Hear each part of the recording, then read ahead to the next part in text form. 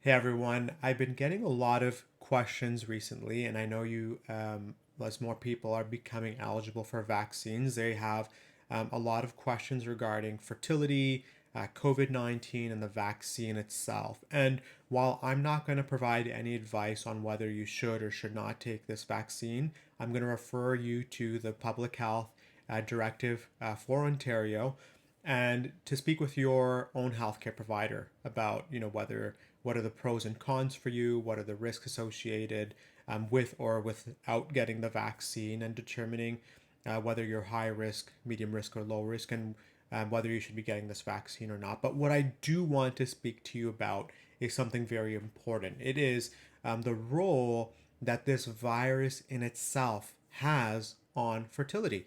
And over the past year, we've been seeing more and more studies on how um, being infected with COVID-19 may actually negatively impact fertility on multiple levels. And while a lot of these studies are very small, we don't have the large scale studies to verify their outcomes, that the results we're seeing in some of these studies are very concerning. And so I feel it's very important for a patient to have this knowledge, to understand the information we're getting from these studies over the past year, to be well informed of what the risks are of the actual virus on their reproductive health, especially when they're trying to conceive or planning fertility treatments, and so forth. So, number one, why does this virus even have an impact on fertility? How does that come about? So, the main mechanism we're looking at is how this virus actually gains entry into the cell, which, whether you may or may not know if you've been reading reviews or papers about this, is it's the spike protein that we hear through public health as well. They keep talking about the spike protein. So the spike protein on the virus actually will bind to a receptor on our cells, and it's the ACE2 receptor, or the angiotensin converting enzyme 2 receptor. And where the issue begins for reproductive health is once the virus starts to utilize this receptor, we actually see an increase in the levels of something called angiotensin II and a decrease in other types of angiotensin. And the issue is angiotensin II in itself has some very specific effects in the body.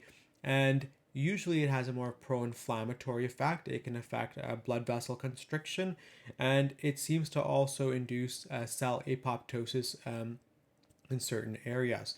And the other forms of angiotensin actually have a very balancing effect. So angiotensin 2 and these other angiotensins will kind of like a seesaw. So they help to balance each other out, where one is pro-inflammatory, the other is a little anti-inflammatory. So they can help to reduce and mitigate one from being overactive. So what becomes problematic is we're starting to see an increase in angiotensin 2 and a decrease in some of these other forms of angiotensin that have a balancing effect for it.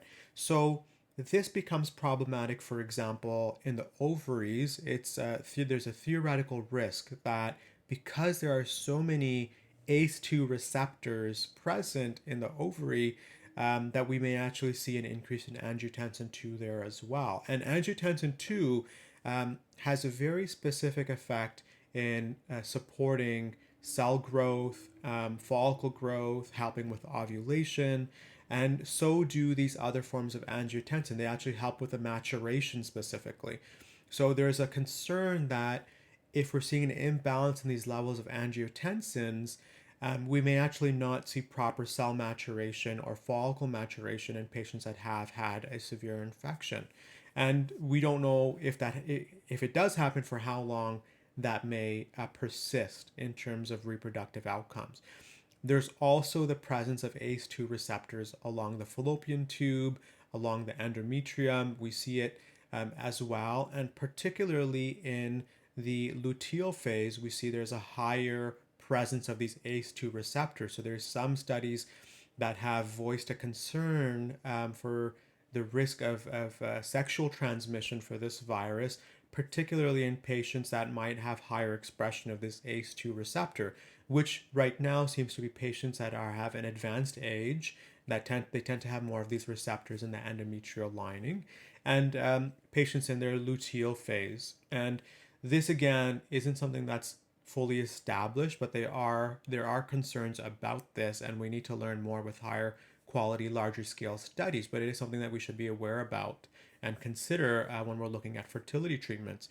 And the reason for that, again, is because we aren't sure to what degree, and if it does, potentially impact implantation. So there are certain concerns that with this increase in angiotensin II, we may actually see an imbalance in the immune activity of the endometrium as well, and the level of inflammation and how receptive that lining is for actual implantation and to support implantation.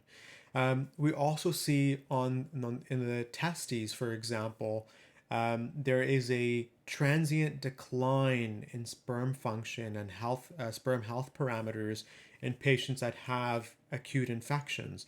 Some studies are also noticing even in the recovery phase, once patients have gone through the infection, they're still seeing suppressed sperm parameters. And there's no consistent result right now where we know, for how long we're seeing this effect, and why we're seeing this effect. So locally, there have been some studies where they look at the testes postmortem, and what they've seen is that there's a higher level of inflammatory infiltrates. So we're seeing increased levels of certain inflammatory molecules and cells in the testes themselves, and we're seeing signs of decreased Leydig cells and potentially Sertoli cells. These are the main cells in the testes that produce testosterone and support sperm production and function.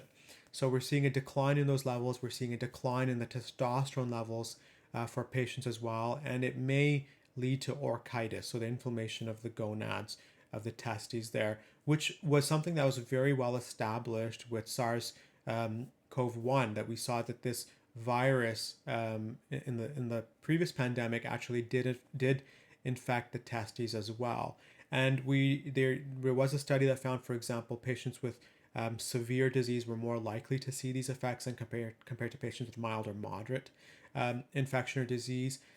So we're still learning about that, but it is very important to mention that if you are considering to get pregnant or trying to conceive or going for a fertility treatment in the near future, and if you've had the infection, if you've been infected with COVID-19 or you've been exposed to it, to have a sperm test done potentially to review those sperm levels, to review the sperm concentration, motility, as we're seeing that those levels may be negatively affected as a result of the infection. And again, this may have already resolved for some patients, but it may persist for some patients longer term, as some of these small studies have observed.